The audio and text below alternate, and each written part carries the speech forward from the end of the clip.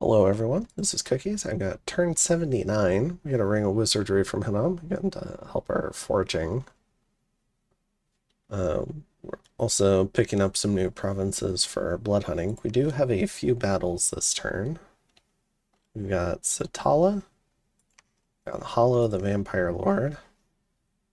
Should be able to overwhelm this PD, I think. Yeah. Then in Kunaral, got another Vampire Lord.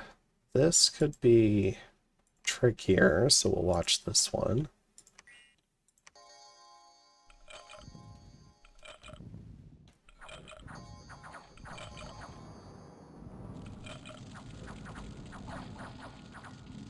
A little bit of friendly fireball action routes some of the human troops.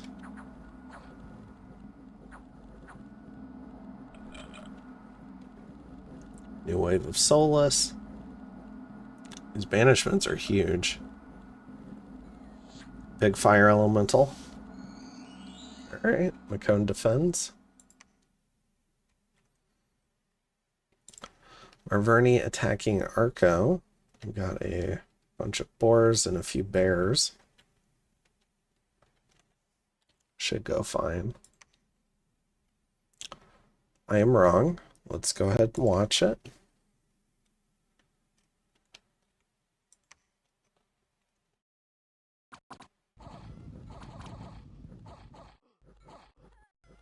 Oh, I guess we just get an early route. Oh, these might have been all the most afflicted boars, so that would explain it. Okay. And most of them die in the retreat. In Debrithia, we got Marverni attacking Hinnom. Wait, not Hinnom. Vanheim. Good grief. Alright, so we've got some body ethereal. Starfires. I can't help but think that there was supposed to be something else here.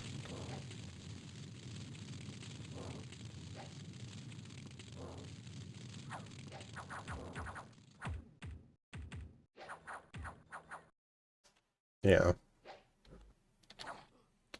Okay. So that little Marverni force also gets wiped. Hinnom storming Zabalba. There is some stuff here, so we'll take a look.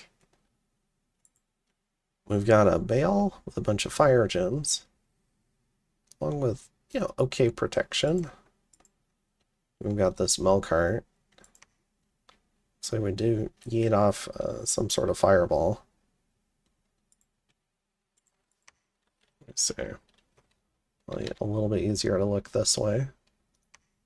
So we've got a Blood 3 and a normal mage. Oh, this is a hero. So he's also Holy 3, and that's how we're getting Divine Blessing. Also have a Chimera here. Now, unfortunately for the Chimera, it's got a Dragonfire attack. But Hinnom is very resistant to fire. Even the Long Dead have it. For the giant Long Dead.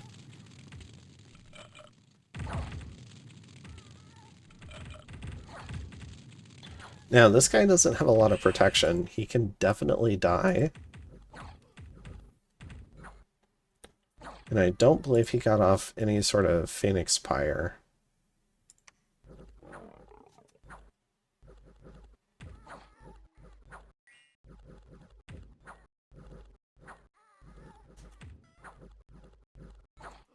So he's down to 25 HP. More imps still coming on in. Takes a lot of hits, is down to 1 HP. Blowing through our Undying, negative 7 HP. Takes out a square of imps and a square of some other stuff. Actually improves to negative 3. Is diseased and limped now. And just barely survives. Now at 0 HP and should start regenning back up.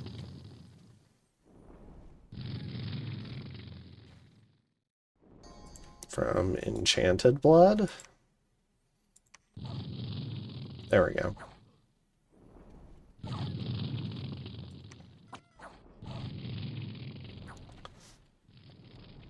Alright, so we get through this. It looks very dominant on the battle report, but the truth of it was we almost lost a 635 gold mage. And then we have a fair amount of unrest and some cursings. Okay. So I'm continuing to gather up blood hunting resources in Lapintha and then sending them out. Terrace Peaks is a new blood hunting province. We're about to get set up in High Mill. And we just recently got set up in Kepis. So things are ramping up. We're also searching Vlex. We've got these 3 provinces here that we're still searching. We're also moving in Tyranea. And then we've still got 1 cave province that we're searching, and we've got Gold Mountains too. So a lot of blood hunting operations, very diffused, so hopefully it won't get raided too easily. And Hinnom is starting to pull resources out of this area. We still have a final fort to storm, but he's generally pulling resources out of this area towards the front as we get ready to vulture this region a little bit, and then as we get prepared to fight the other 2 teams. So I think that's most of it for this one. In terms of what I'm forging, this is what I've got going on. Another Staff of Elemental Mastery. Been told to focus on shoes and shields and maybe some hats, more so than weapons and armors now. So that's what I've been focusing on. And temporary gem gens, like the Bloodstone. And then in terms of what I'm sending out, here's some of the messages that you can see. I would say generally every turn, for all the hunting I do, well, maybe only like 100 to 200 filters away back to Hinnom. So it's definitely not the full income. But we can ramp it a bit if we need to, but it seems to be enough for Hinnom, especially now that Hinnom has some new territory and gold income. I think we're in pretty good shape. And there's even talk of having me starting to recruit mages and maybe putting armies on the field. So I am thinking about doing that, but to do that, I will need the Zabalba territories, because that'll be the easiest area to mass in. And I'll probably need a Nexus gate down here. So we'll talk about doing that.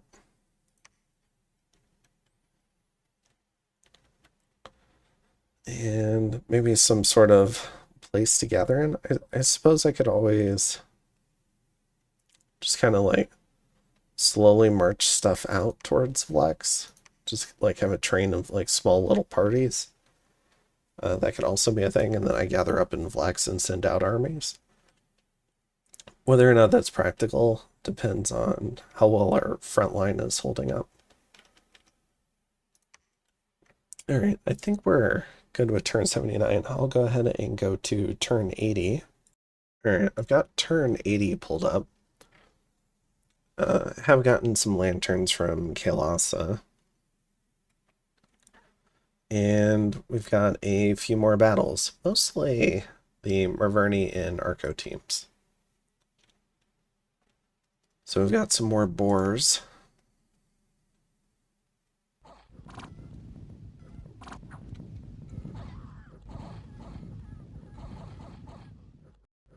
Some of them still routed. Still sending off the disabled. All the disabled boars. Okay. But this one does end up winning.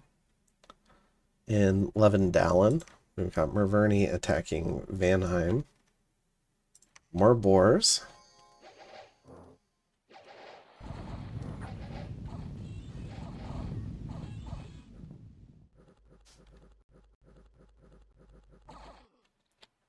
Alright. In Genport, we've got Vanheim attacking Femoria. Frostbrand, Jarl. I think it's two of them. It's kind of hard to tell. Yeah, two Frostbrand Jarls. They have amulets of anti-magic on them, which implies that maybe they're getting viciously mind-hunted. Marverni does move into Genport, though. A rather large group of boars.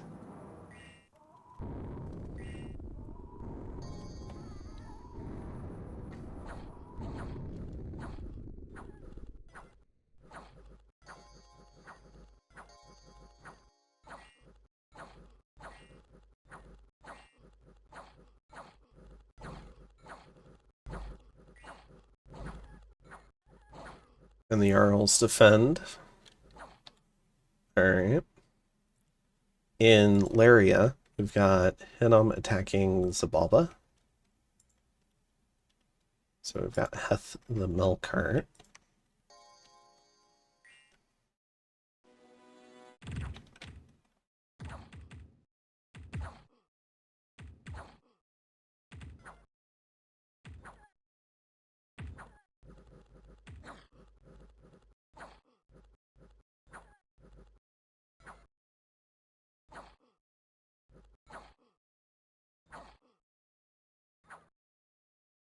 Alright. So that goes pretty well. Ironwood Forest. Alright, we've got Marverni's Grand Army. Storming pretty much an empty fort. But, I mean, you can see the gigantic mage commitment that we've got.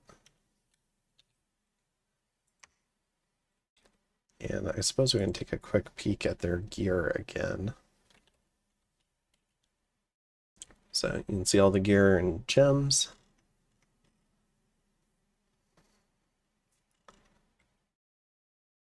Alright. A fair amount of MR gear there. In the Underdark, or not MR, penetration gear. Another Melkart storming another fort.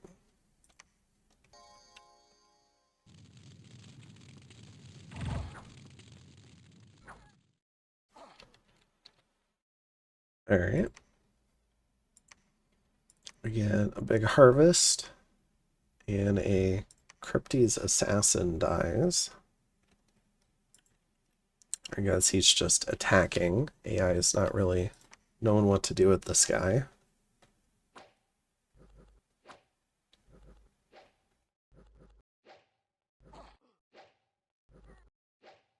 Kills two.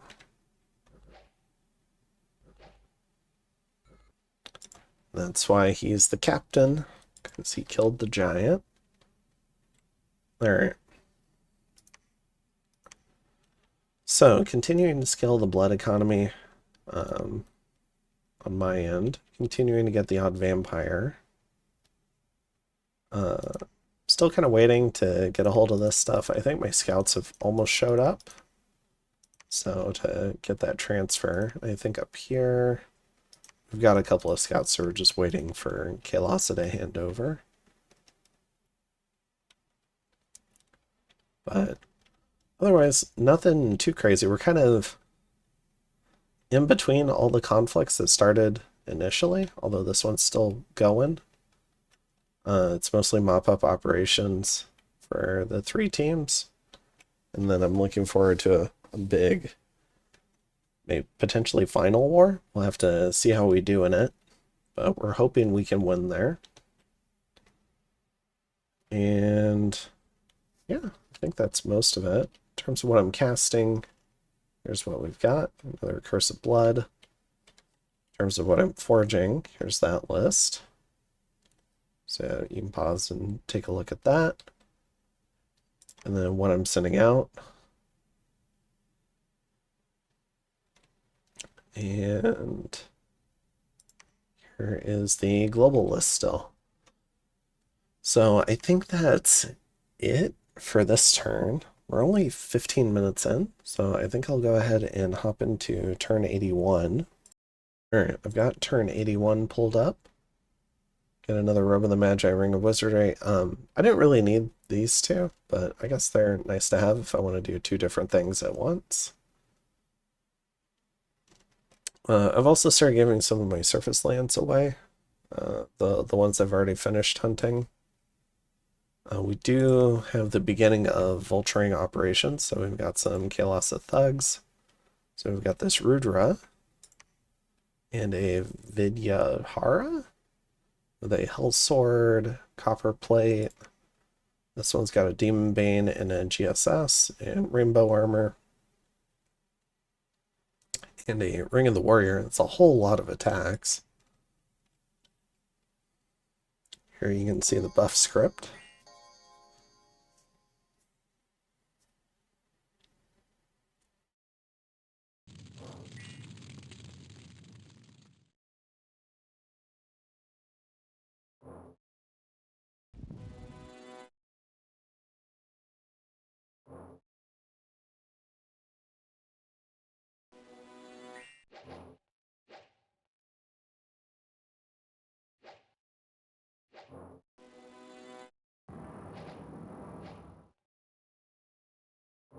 Alright, the buff script should be over now.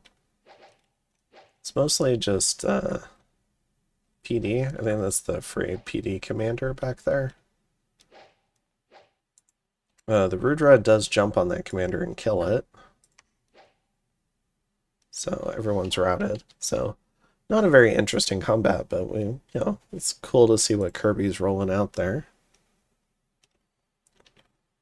Next up, we've got a She-Lord with a Mace of Eruption and some other gear.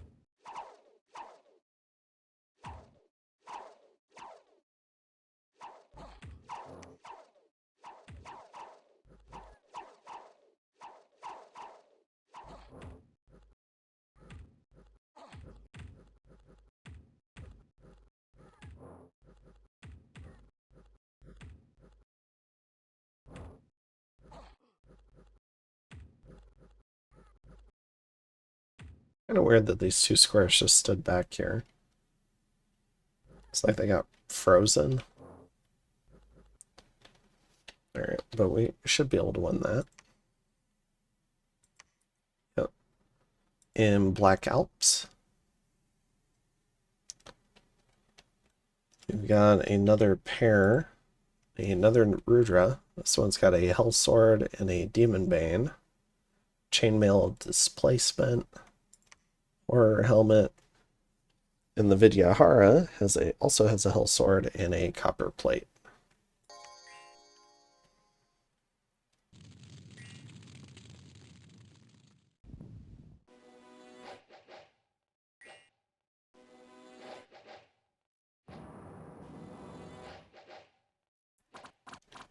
Now they jump in.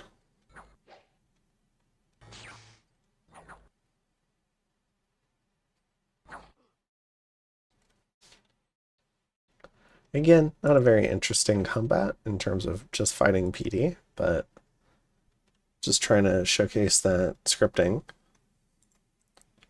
We've got another Rudra, another Demon Bane, another Hell Sword, Rainbow Armor, and the Vidyahara also has a Rainbow Armor and a Hell Sword.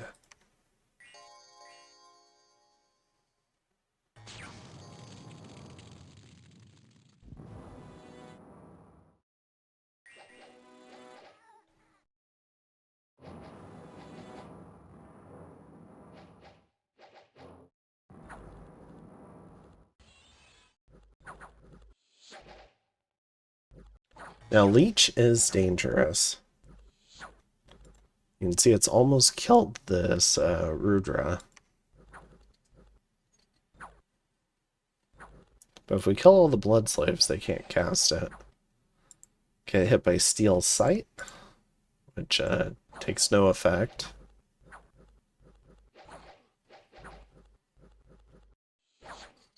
Got Leeching Touch, putting him down to 1 HP, adding Battle Fright.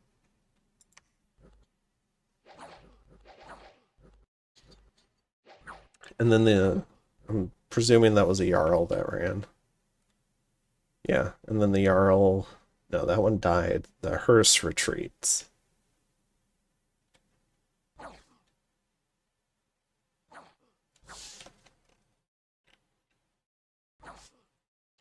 Okay. So almost lost one there. That's one of the valuable things about watching those battles is sometimes you look at it and it's like, oh, I won easily. And then you actually watch it and it's like, ooh, that was really close. Or it's like, oh, I got stomped, or, you know, that could have worked out. Maybe you had the right idea. Alright, a lot of vampires and some Pegasus riders going up against another Archon.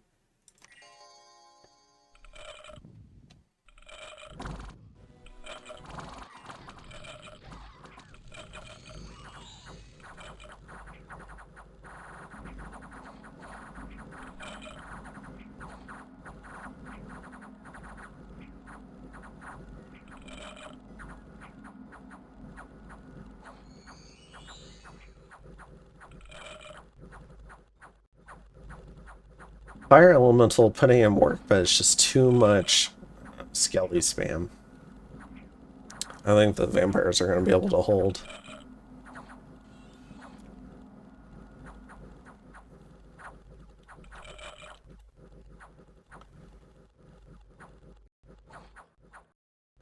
Yep, and the Spartae flee.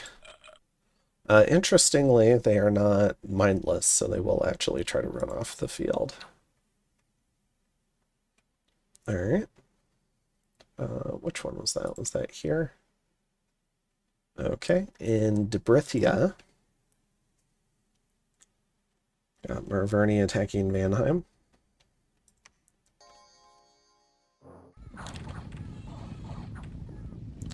Watching these boars work never gets tiring for me. In Emerald Lake, we've got a pair of thugs. We've got a She-Lord, Frostbrand Chromatic Barrier, which gives temporary glamour gems, a Dream Spool, Gossamer Veil, which is the booster, and a Ring of Water Breathing, and Weightless Scale Mail. So possibly a lot of Illusory Army spam. Then we've got this Yakshini with a Hell Sword and a Horror Helmet, and a Cat Charm for additional defense.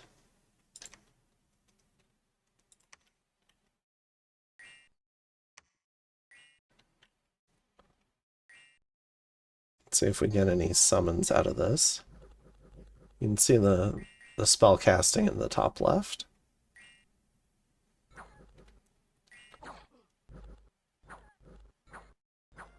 Maybe this didn't trigger gem usage, although I feel like it probably should have, considering we're talking about just 2 mages. Alright, so that was here. And we get hit by the much talked about, but until now, never seen by me, Lost Land cast. So we've been hit by Lost Land. It turns out Kirby also got hit by Lost Land. So we got hit twice this turn. That's 200 Earth Gems. Then I also have an Anathema killed by a devil, which is unfortunate. We patrol out a Black Harpy. Alright. So, yeah, so Wicker Woods gets sunk. Kepis also gets sunk. You can see the terrain changed. I think it's just a little graphical glitch from me having to generate the map in Map Nuke and then manually edit the map in the map editor. There's a lot of weird quirks with that. I think this is just one of the casualties of that, because maybe this was one that I made in the map editor, so we didn't get the Map Nuke layering for it, because maybe I like changed my mind around if this one should be a province or not. I forget, because I think if it's a cave layer, it doesn't get the other stuff. Or cave wall. These are considered cave wall provinces. So that probably maybe like removed the layering for it. But nevertheless, they are both sea provinces. And our suspicion is one of these two will be targeted next. And that's because we have our 3 connections. And so what we're thinking is they're trying to cut off our main area from the middle of the map, make it harder for us to prosecute a war. Which does indicate that maybe they don't know about our Nexus gateways, which is certainly possible. I would suspect that the Baratos team would suspect that we have Nexus gateways. So our strongest suspicion is it's probably the Pangea Tianqi team. Because only those 2 teams really, I think, have the range and the casters in place to do it. And so that's a little annoying. Kirby did think of a little bit of a counterplay for us, because we are dominant on the global board. So what we're going to do is we're going to dispel Riches from Beneath as a little bit of a retaliation. And we're also going to put up Thetis's Blessing. And Kirby is researching Celestial Rainbow, which gives us a dome effect everywhere we have Dominion. I think up to 30%. And also gives us 2 luck scales. So we'd be back at, well, not back at luck 3, but we'd be at luck 3, which would be amazing. So really like that plan. Thetis's Blessing lets us at least migrate troops across, so it makes the water less of an impediment. And we'll probably never be stationing armies underwater, just moving troops through. So if they drown some stuff, they drown some stuff. It's not going to be the biggest deal. We can potentially try to put Thetis's Blessing back up again. So yeah, that's kind of how we're feeling about it. Definitely a little bit underhanded. We do have a nap with the Pangea team. Kirby Kirby really wanted to attack. I think he rightfully considered that a nap break. I was pushing to, and I think he just wanted to kind of be able to attack anyone.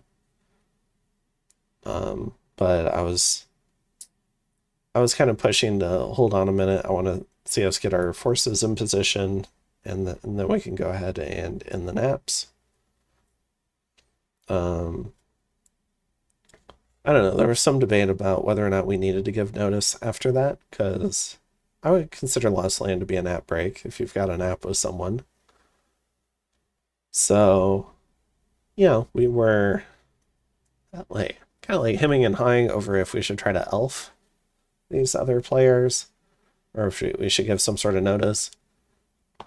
I was against elfing primarily because I wasn't 100% sure it was the Tianqi team. I think we're like 80-90% sure, because we've got a nap with War PC on the Baratos team, and my impression of War PC is he's generally a pretty trustworthy player, at least until he proves otherwise.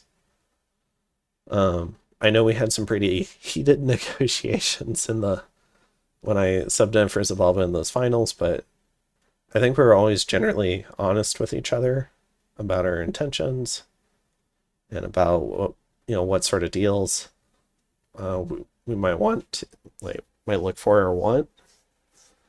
So, but yeah, I don't think that this was Baratos doing this. And because I also think his team would push for maybe a little bit more timely way to put this stuff down. But, you know, they had to respond by placing an army here because we've got an army here. But I do think they kind of want to, like, get this stuff conquered. Whereas the TNG team is a little bit more done. They've just got Ubar left. And what is this? Bog of Hatred. I think everything else is taken. Yeah, all this stuff is taken. So this team might be a little bit more ready to go. Also, right around this time, the Pangea player asked to be subbed out. So we go ahead and work on that. And I want to say these new Lost Land casts happen right after the new sub takes over. So I am a little bit wondering if the new sub just stepped in and immediately Lost Landed us, which would be a little bit funny. But yeah, well, we'll have to see what happens. All right. So, yeah, we kind of grit our teeth for this turn. We'll recover. I mean, probably the more disappointing part of the Lost Land was it hit this bloodhunting province I just set up. So now I have to migrate its ass around, and it drowned two of my warlocks. And so I've got the imps running around. And what's left of the patrol chaff, I gotta go get another magic leadership guy to lead this stuff. I think one of the bats drowned too. So we gotta get this stuff repositioned, probably to the interior now. And I think that's mostly it for this turn. In terms of what we're forging, this is what we've got going on. Another Staff of Elemental Mastery. So you can see we're kind of printing those now. I've got two different casters that can make it now. And I think my Pretender can as well if I need it to. And then in terms of what we're sending out, we've got this. Crown of the Elements, which is Staff of Elemental Mastery in hat form. So that's kind of fun. So we're sending that out. And oh, and then also one of our golems gets attacked this turn by this guy. So, and this was something that I think we missed. I think we missed this assassination, but in the description text for the Forbidden Light, it talks about constant horror attacks.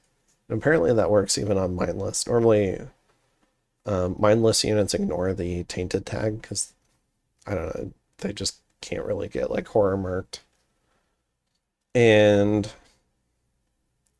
But apparently this will still trigger assassinations because horrors are drawn to the artifact itself. So that a little bit of foreshadowing there. And I think that's it for this turn. I think I have started doing a little bit of mage recruitment, but I haven't truly started kicking things into gear just yet. And it looks like I even forgot to pull the blood slaves off of these guys. So, but yeah, I think that's it for this one. We can take a quick look at the graphs. So you can still see the winning teams, the other teams on their way out, and then the two teams stuck fighting. Forts, income, gem income, blood income, research, dominion, army size, and ascension points for anyone interested in that. And I think we'll go ahead and call this one here, and I will see you guys in turn 82. Have a good one. Bye.